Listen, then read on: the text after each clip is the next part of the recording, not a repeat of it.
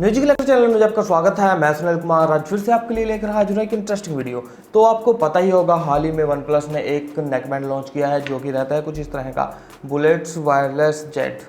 तो इसकी unboxing video अगर आपने नहीं देखी, उस वीडियो को जाके आप देख सकते हो। साथ के साथ मैंने इस वन प्लस का कंपैरिजन किया हुआ है एम आई नेकबैंड के साथ, उस वीडियो को भी आप देखना ना भूलें। तो चलिए आज हम कंपैरिजन कर लेते हैं इस नेकबैंड का रियलमी के नेकबैंड के साथ और देखते हैं कि कौन सा नेकबैंड हमें अच्छा देखने को मिलेगा।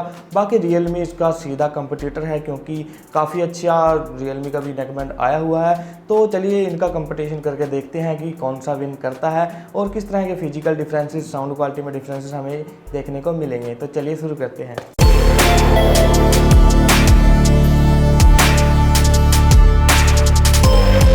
तो आज हमारे पास दो नेकबैंड, एक रहता है रियलमी का और दूसरा रहता है वन प्लस का। रियलमी की प्राइसिंग है लगभग 1800 रुपये और वन प्लस की प्राइसिंग है 2000 रुपये। ये वही वन प्लस का नेकबैंड है जो हाल ही में इंडिया में लॉन्च हुआ है। तो चलिए जान लेते हैं कि किस तरह के डिफरेंसेस हमें इन नेकबैंड्स में देखने को मिल जाते हैं। तो चलिए मैं शुरुआत करता हूँ इनके बड्स से। तो कुछ इस तरह के हमें इनमें बड्स देखने को मिल जाते हैं। अगर मैं बात करूँ इनकी बिल्ड क्वालिटी की, तो दोनों ही बड्स इन्होंने प्लास्टिक बॉडी में बनाए हुए हैं। अगर मैं चलो इसके ड्राइवर की ओर, तो जो रियलमी का नेकबैंड है उसके अंदर हमें 11.2 mm का ड्राइवर देखने को मिलेगा, जबकि वन प्लस में हमें 9.2 mm का ड्राइवर देखने को मिल जाता है। उसके बाद अगर मैं बात करूं इनके मैग्नेटिक फील्ड की, तो काफ़ी अच्छा मैग्नेटिक फील्ड दोनों में ही हमें देखने को मिल जाता है। उसके बाद इनमें एक और फीचर हमें देखने को मिलता है, वो ये कि अगर हम इन बड्स को एक दूसरे से अलग करते हैं कुछ इस तरह से, तो ये एक ऑन हो जाते हैं और अगर हम इनको कुछ इस तरह से चिपका देते हैं तो ये टर्न ऑफ हो जाते हैं। तो ये फीचर काफ़ी अच्छा लगा। ये हमारे नेकबैंड की बैटरी को भी सेविंग करता है। तो उसके बाद हम बात कर लेते हैं इनकी वायर क्वालिटी के बारे में। तो आप देख ही रहे होंगे, तो दोनों ही नेकबैंड में हमें अच्छी वायर क्वालिटी देखने को मिल जाती है। ये नहीं कि इसमें कुछ ज़्यादा डिफरेंस है, हालांकि रियलमी में थोड़ी सी हमें इम्प्रूवमेंट मिल जाती है वायर क्वालिटी में। तो ये मुझे थोड़ी सी एडवांस लगी रियलमी। उसके बाद हम बात कर लेते हैं कि जो नेकबैंड बनाए हुए हैं वो कितने कम्फर्ट रहते हैं या फिर कितने सॉफ्ट रहते हैं। अगर मैं बात करूँ रियलमी की, तो ये काफ़ी अच्छा हमें देखने को मिल जाता है।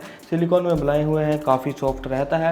लेकिन अगर हम बात करें वन प्लस के बारे में, तो वन प्लस इससे भी ज़्यादा हमें सॉफ्ट देखने को मिल जाता है। हमें किसी भी तरह से इसको मोस्टोस के जेब में डाल सकते हैं, जो कि मुझे काफ़ी अच्छा फीचर लगा। तो उसके बाद हम बात कर लेते हैं कि इनमें एक नीचे की तरफ जो पार्ट रहता है वो किस टाइप का बनाया हुआ है। अगर मैं बात करूँ रियलमी की, तो रियलमी में नीचे की तरफ जो ये पार्ट है दरअसल वो मेटल बॉडी में बनाया हुआ है, जो कि रियलमी में एक पॉजिटिव बात हो जाती है। अगर मैं बात करूँ वन प्लस की, तो वन प्लस में हमें ये प्लास्टिक बॉडी में देखने को मिल जाता है। तो यहाँ पे अगर ये मेटल में होता तो काफ़ी अच्छा हमारा ये वन प्लस नेकबैंड हो सकता था। उसके बाद हम चलते हैं चार्जिंग पोर्ट्स के बारे में।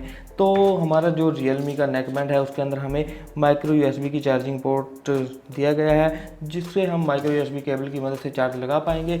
लेकिन जो हमारा वन प्लस है उसने थोड़ा सा अच्छा काम ये किया है कि चार्जिंग पोर्ट उन्होंने सी टाइप का दे दिया है, क्योंकि आजकल सी टाइप के चार्जिंग पोर्ट ही मोबाइल फ़ोन में आ रहे हैं। तो हमें अलग से कोई केबल कैरी करने की ज़रूरत नहीं पड़ेगी। उसके बाद हम बात कर लेते हैं माइक की।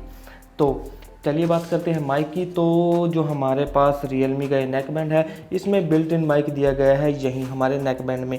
तो इसकी जो ऑडियो क्वालिटी है जब हम बात करते हैं वो हमें अच्छी देखने को मिलती है, लेकिन हम ज़्यादा अच्छी उसको नहीं कह सकते। अगर मैं बात करूं वन प्लस के बारे में, तो हमें एक अलग से कंट्रोल बटन दिया गया है नेकबैंड से थोड़ा दूर हट के, उसके अंदर माइक्रोफोन दिया गया है। तो ये हमारे फेस के या फिर माउथ के क्लोज होने के कारण काफ़ी अच्छी हमें ऑडियो क्वालिटी प्रोवाइड कर देता है बात करने के दौरान। तो ये मुझे वन प्लस में एक अच्छी बात लगी। उसके बाद हम बात कर लेते हैं कि कनेक्टिविटी किस तरह की रहती है। जो हमारे पास रियलमी का ये नेकबैंड है, इसके अंदर हमें सिंगल कनेक्टिविटी मिल जाएगी, यानी कि हम एक डिवाइस से इसको कनेक्ट कर पाएंगे। इसमें कोई बटन नहीं दिया गया कि हम एक डिवाइस से दूसरे डिवाइस पर जंप कर पाएँ। लेकिन वन प्लस ने एक अच्छा काम ये किया है कि इस वन प्लस के नेकबैंड को हम दो डिवाइस से कनेक्ट कर सकते हैं, जैसे लैपटॉप हो गया, एक मोबाइल फ़ोन हो गया। अगर हमें एक डिवाइस से दूसरे डिवाइस पर स्विच करना है तो इसमें एक बटन दिया गया है यहाँ पे, इसको डबल टैप करके हम एक डिवाइस से दूसरे डिवाइस पर जंप कर सकते हैं या फिर स्विच कर सकते हैं। उसके बाद हम बात कर लेते हैं कनेक्टिविटी पर। तो जैसे कि आप देख ही रहे होंगे, यहाँ पे एक इंडिकेशन लाइट दी गई है।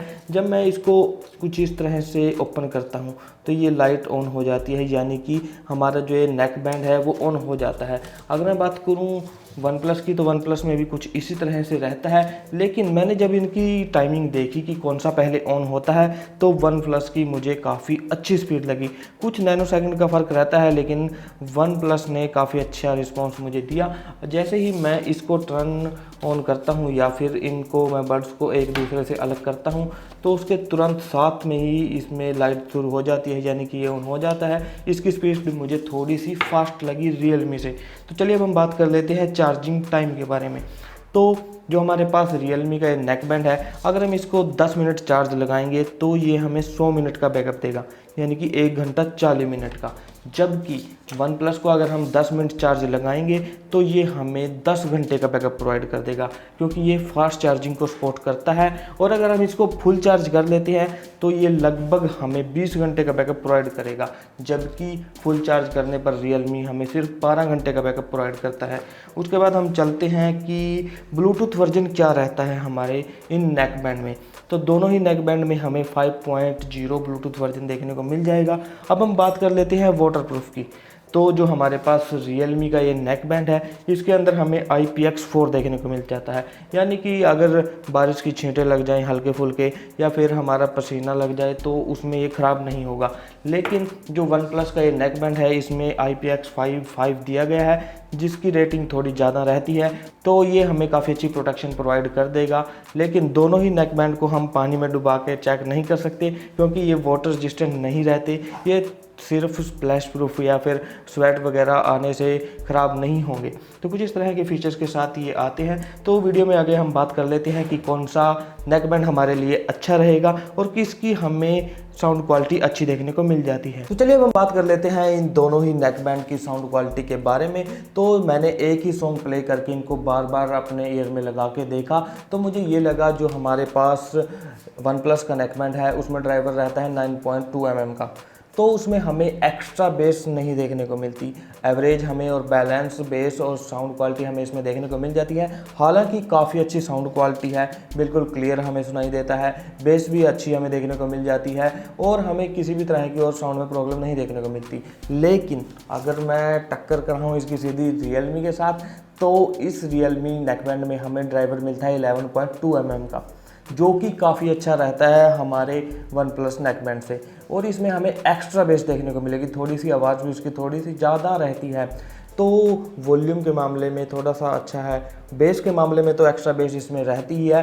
तो यहाँ पे ये रियलमी बैंड हमें थोड़ा अच्छा देखने को मिल जाता है। तो चलिए अब हम कंपैरिजन ये करते हैं कि अगर हम 200 रुपये एक्स्ट्रा लगा के वन प्लस खरीदने के बारे में सोच रहे हैं तो हमें एक्स्ट्रा क्या क्या मिलेगा। वैसे तो आपको सब पता लग ही गया होगा, फिर भी मैं आपको बता देता हूँ। तो हमें एक्स्ट्रा मिलेगा बैटरी बैकअप, उसमें 12 घंटे का, उसमें मिलेगा 20 घंटे का। Type C charging port, advance charging port है। और उसके बाद फास्ट चार्जिंग, और 10 मिनट चार्ज लगाओ और 10 घंटे यूज़ करो। नेक्स्ट रहता है माइक क्वालिटी। माइक क्वालिटी हमें वन प्लस में काफ़ी अच्छी देखने को मिल जाएगी। डबल पेयरिंग मोड, तो दो डिवाइस से हम कनेक्ट कर सकते हैं और एक बटन को डबल टैप करके एक डिवाइस से दूसरे डिवाइस पर हम स्विच कर सकते हैं, ये काफ़ी अच्छा ऑप्शन है। लो लेटेंसी मोड, हालांकि ये मोड सिर्फ वन प्लस के मोबाइल फ़ोन जो यूज़ करते हैं उन्हीं के लिए है, लेकिन ये मोड भी हमें इसमें देखने को मिल जाता है। उसके बाद हम बात करेंगे सॉफ्ट की। जो हमारे पास ये वन प्लस का नेक बैंड रहता है काफ़ी सॉफ्ट है, किसी भी तरह से हमें इसको मोड़ तोड़ के अपनी जेब में भी कैरी कर सकते हैं। उसके बाद इसके अंदर हमें वाटर रेजिस्टेंस का IP55 देखने को मिल जाता है, जो कि रियलमी के नेक बैंड से काफ़ी अच्छा है। इसमें जो डस्ट वगैरह होगी उससे भी हमारा नेक बैंड ख़राब नहीं होगा। वैसे रेन की अगर ड्रॉप्स भी गिर जाती हैं तब भी इसको ख़राब होने से बचा सकता है। तो कुछ इस तरह के फीचर्स के साथ मुझे लगता है कि वन प्लस आपके लिए काफ़ी अच्छी डील रहेगी। अगर आप थोड़ा सा कॉम्प्रोमाइज़ कर सकते हो बेस से, क्योंकि मुझे रियलमी में बेस ही एक एक्स्ट्रा पॉइंट लगा जिससे मुझे ये नेक बैंड अच्छा लग रहा है। बाकी अगर आप कॉम्प्रोमाइज़ कर सकते हो थोड़ा बहुत बेस के साथ, तो आप वन प्लस को खरीद लीजिए। अगर आप इनमें से कोई भी नेक बैंड को खरीदना चाहते हो तो डिस्क्रिप्शन बॉक्स में आपको लिंक मिल जाएगा, वहां से जाके आप इन नेक बैंड को आसानी से खरीद सकते हो। तो ये था मेरा ओपिनियन। मुझे लगता है कि आपको समझ में आ गया होगा कि कौन सा नेक बैंड आपके लिए अच्छा रहेगा। अगर आपका कोई भी सवाल या सुझाव रहता है तो कॉमेंट बॉक्स में आप हमें ज़रूर करें। और अगर आपने अभी तक हमें इंस्टाग्राम पर फॉलो नहीं किया तो इंस्टाग्राम पर फॉलो हमें अभी जाके कर लीजिए। और अगर आप कुछ इस तरह की और इंटरेस्टिंग वीडियो देखना चाहते हो तो हमारे चैनल दी म्यूजिक लाइकर से जुड़े रहिए और हंसते रहिए, हंसाते रहिए।